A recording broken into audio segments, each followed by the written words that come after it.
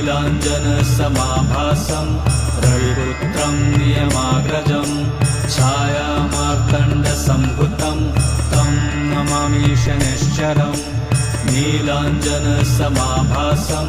रविपुत्रं नियमाग्रजं छायामार्तण्डसम्भुतं तं नमामि शनैश्चरम्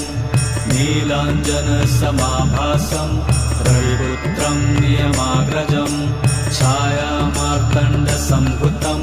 तं नमामि शनैश्चरम् नीलाञ्जनसमाभासं रविपुत्रं नियमाग्रजं छायामार्तण्डसम्भुतं तं नमामि शनैश्चरम् नीलाञ्जनसमाभासं रविपुत्रं नियमाग्रजं